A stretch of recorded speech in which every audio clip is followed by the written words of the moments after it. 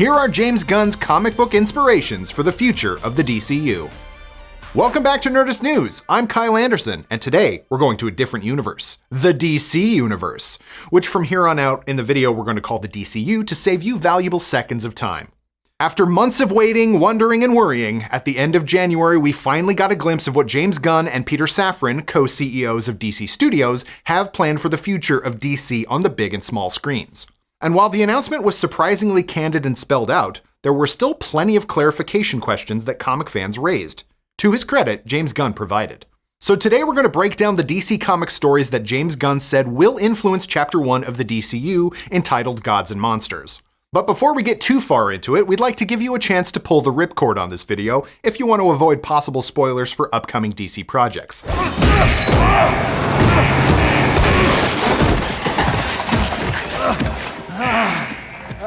James Gunn's announcement felt like a breath of fresh air for comics fans, who felt that the films that were collectively called the DCEU were disjointed, with unclear levels of canon and even wildly different release versions of what should have been one film.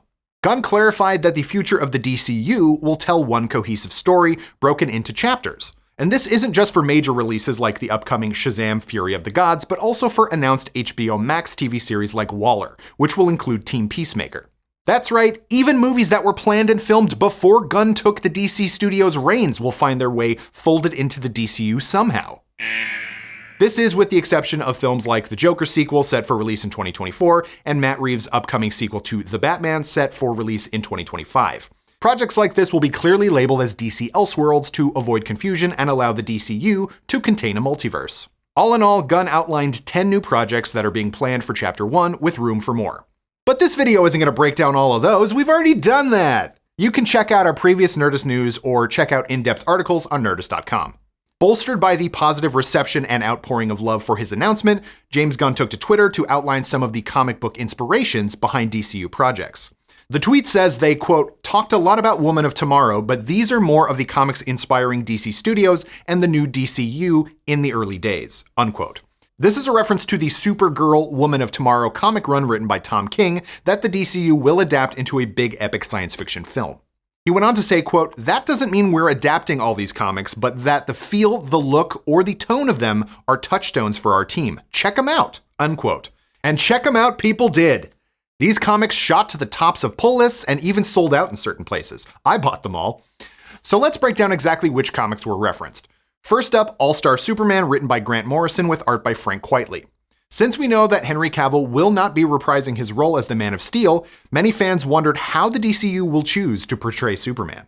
And while we suspect that the new Superman will be one closer to the beginning of his Supermaning career than Cavill was in 2013's The Man of Steel, All-Star Superman deals with a Superman who is nearing the end of his life and wants to right as many wrongs on Earth as he can, what becomes known as the 12 Labors of Superman. So it feels like this is much more a tonal touchstone for the James Gunn written Superman legacy than a direct adaptation. All-Star Superman is a story about what it means to be Superman, and Superman's place in the world, and notably is not an origin story, which is great. There are certain things we don't really need to see again. I will find him! It's important to note that James Gunn also says on Twitter that there are no plans to adapt this non-flying hobo Superman. But we've probably got a while before we hear any more concrete news on Superman Legacy, as Gunn also confirmed that casting has not yet begun. Next up, we have The Authority Omnibus. The Authority was first published in 1999 under DC's Wildstorm imprint before it was DC's. It's a grittier look at a superhero team who are willing to do whatever it takes to complete their mission. They serve as both a dark mirror to a team like the Justice League and sort of a precursor to other subversions of the superhero genre like The Boys and Invincible. Whether plot lines from the comic series will be adapted directly remains to be seen. And that's all I'm going to say right now because I've already done a great video breaking down everything you need to know about The Authority. It's called Everything You Need to Know About The Authority. Go watch more me, and then check out Eric Diaz's excellent article on Nerdist.com.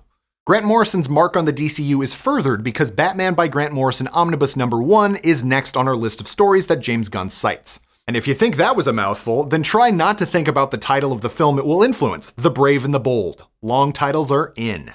This omnibus covers the beginning of Morrison's run on Batman, which began in 2006. It introduces James Gunn's favorite version of Robin, Damian Wayne. The son of Bruce Wayne and Talia al Ghul was raised as an assassin by the League of Shadows, so he's a bit of a hellion who enjoys killing more than dear old dad would want him to. While Gunn cites the first omnibus as being a reference, the image from his announcement video is from the second omnibus, so perhaps we might see plot lines from both utilized in The Brave and the Bold. But we also did a great Nerdist news on everything you need to know about Brave and the Bold, hosted by Hector Navarro. Check that out for more information there. And finally, the last comic on Gunn's list is Alan Moore's Absolute Swamp Thing Volume 1. This collects Alan Moore's first 15 issues of Swamp Thing, The Saga of the Swamp Thing, numbers 20 through 34, as well as Swamp Thing Annual number 2. It's the first of 3 absolute hardback volumes covering Alan Moore's stint on Swamp Thing, and this is where he began to really showcase his definitive take on the marshy monster man during the 80s. I've described this run as scary, horny, trippy, sad, and triumphant all at the same time. And if that isn't enough to get you to want to revisit it, I don't know what to tell you. And if you want to know more about any of these projects and how they might influence the future of the DCU, make sure to check out me on Nerdist.com. I wrote it. Me. It was me. I did it. But in the meantime, what do you folks think? What's your favorite upcoming DCU project? Which of these comics are you going to pick up? Let us know in the comments below. Thanks for watching. And for the latest and greatest in the world of pop culture, stay tuned to Nerdist.com.